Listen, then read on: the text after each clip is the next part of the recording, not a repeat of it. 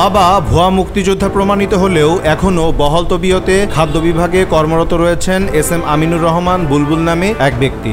বর্তমানে তিনি সাতক্ষীরা সদর খাদ্য গুদাম কর্মকর্তার দায়িত্ব পালন করছেন। যদিও ৬ বছর আগে যাচাই বাছাইয়ে তার বাবা যশোরের কেশবপুর উপজেলার বাঁকাবর্ষী গ্রামের এস.এম. আব্দুল করিমের মুক্তিযোদ্ধার সনদটি জাল প্রমাণ হয়। ওই ভুয়া সনদে এস.এম. আমিনুর রহমান বুলবুল ছাড়াও তার আরো 2 ভাই বোন সরকারি চাকরি করছেন। বিগত সরকারের আমলে ভুয়া সনদে এসব চাকরি বাগিয়ে নেওয়া হয়েছে।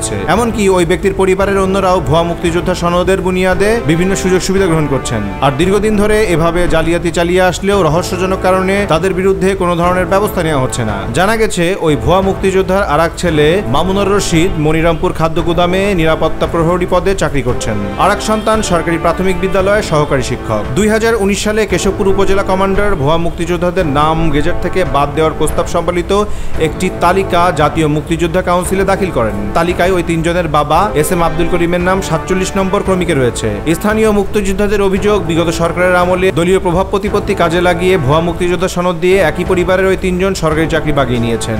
এ ব্যাপারে সাতক্ষীরা সদর গুদামের ইনচার্জ এস.এম. আমিনুর রহমান বুলবুল বলেন, তার বাবার মুক্তিযোদ্ধা সনদ নিয়ে জটিলতার বিষয়ে উচ্চ আদালতে একটি রিট আবেদন করেছেন। তাদের পক্ষে আদালতের একটি নির্দেশও আছে। তিনি দাবি করেন, বিগত সরকারের সময় তাদের বিরুদ্ধে ষড়যন্ত্র করে এসব করা হয়েছে। বিভিন্নভাবে হয়রানি করার জন্য এটা করা হলো, কিন্তু তারা 12 সালে হাইকোর্টে রিট করছিল। হ্যাঁ, যে বিভিন্ন সময় তাদেরকে যাচাই বাছাইয়ের নামে হয়রানি করা হয়।